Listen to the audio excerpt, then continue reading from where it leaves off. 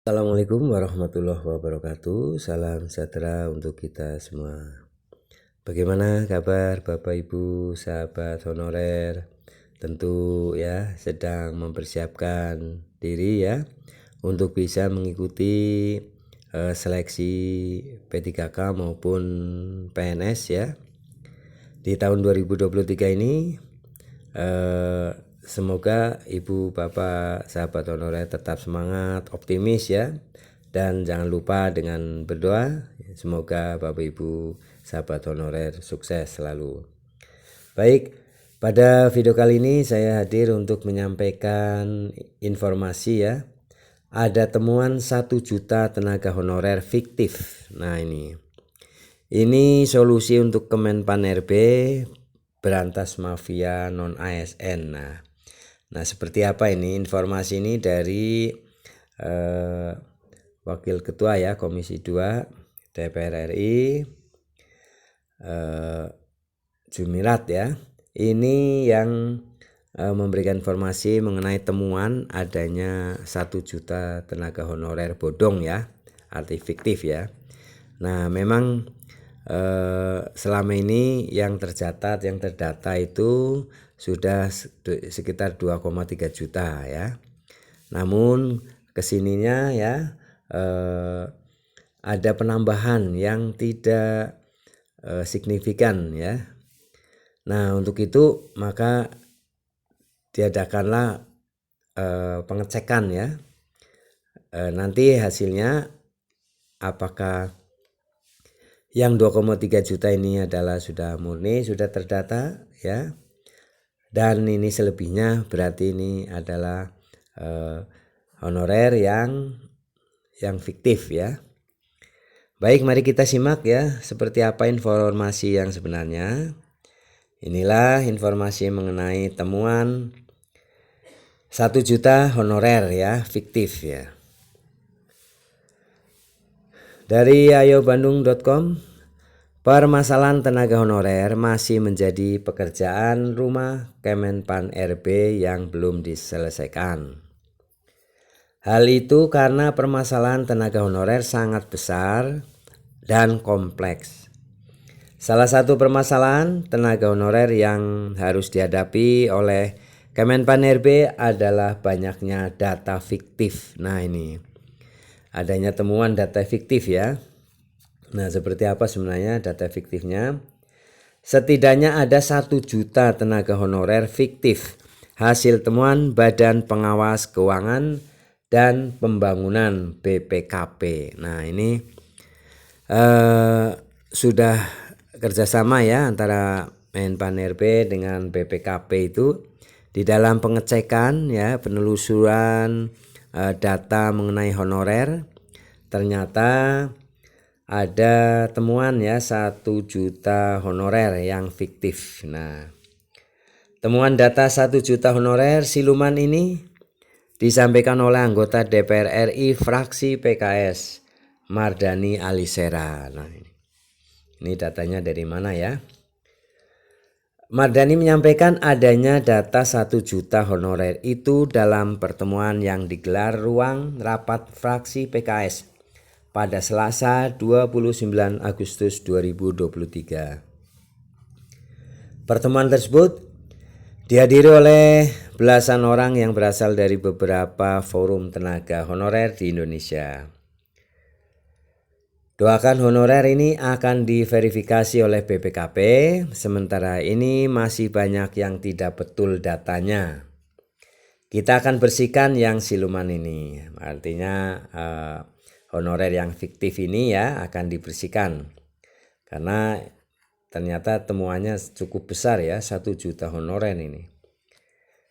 Jika berhasil, hak-hak P3K dan honorer akan terjamin sesuai dengan porsinya, ucap Mardani ya. Terkait kesejahteraan honorer, pastinya semua profesi akan diperhatikan, kata Mardani. Temuan data tenaga honorer fiktif juga diungkap oleh Wakil Komisi 2 DPR RI Junimart Girsang. Menurut Junimart Girsang ya, Saat ini terdapat jutaan tenaga honorer yang bekerja di instansi pemerintah pusat dan daerah. Setelah Badan Kepegawaian Negara (BKN) melakukan pendataan, mereka menemukan banyak data honorer fiktif. Selain itu, banyak tenaga honorer yang belum terdaftar oleh BKN. Sehingga Junimart bergerak untuk membuka pendataan online tenaga honorer melalui laman lapor jg.id. Berdasarkan pendataan online Junimart ya, terdapat sekitar 3 juta tenaga honorer yang belum terdaftar di Kemenpan RB atau BKN. Nah, sungguh besar ya ini ya temuannya. Ternyata ada jutaan, ada 3 juta ini yang tidak terdaftar di Kemenpan RB atau BKN ya. Ini enggak masuk database. Nah, ia lantas menyerahkan data tenaga honorer tersebut kepada Menteri Pan RB Abdullah Azwar Anas saat rapat kerja DPR pengesahan Undang-Undang ASN awal Oktober lalu. Nah, Junimart meminta Menteri Anas mengangkat nama-nama tenaga honorer tersebut menjadi P3K. Namun, Junimart juga mengakui tidak mudah memvalidasi data-data tenaga honorer tersebut yang jumlahnya jutaan ini ya. Sebab menurut Junimart ada mafia tenaga honorer di instansi pemerintahan. Untuk memfasilitasi ini semua para tenaga honorer kan tidak gampang juga ya, kata Junimart Gingsang. Kenapa demikian?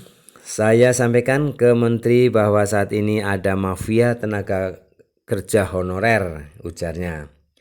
Junimart lantas mengungkapkan cara kerja mafia tenaga honorer. Menurutnya, mafia tenaga honorer mengganti nama-nama tenaga honorer asli dengan tenaga honorer titipan di instansi pemerintah. Nah ini ya, yang terjadi Bapak Ibu yang sudah lama ya, yang sebenarnya sebagai honorer yang lama, tetapi di datanya itu diganti dengan nama-nama honorer baru ya, yang belum bekerja full sesuai dengan masa kerja dari yang digantikan namanya itu ya, dengan nama-nama titipan. Nah, di sini ada mafia honorer ya. Ketika si A terdaftar sebagai simulasinya seperti ini kira-kira ya. Ketika si A terdaftar sebagai tenaga honorer dan didaftarkan ke kementerian, itu menjadi nama si B. Nama si A menghilang. Nah, itu bagaimana ini? Nah, seperti ini ya. Aduh, kasihan ya sebenarnya. Untuk itu, Junimart pun memberikan solusi kepada Kemenpan RB sebagai upaya memberantas mafia tenaga honorer. Junimart menyarankan agar Kemenpan RB dan BKN bekerja sama dengan BPKP. Tentu harus ada validasi, maka sebaiknya Kemenpan RB dan BKN melakukan kerjasama dengan BKP memfasilitasi ini semua supaya tidak muncul siluman-siluman tenaga honorer yang masuk di sana, kata Junimart.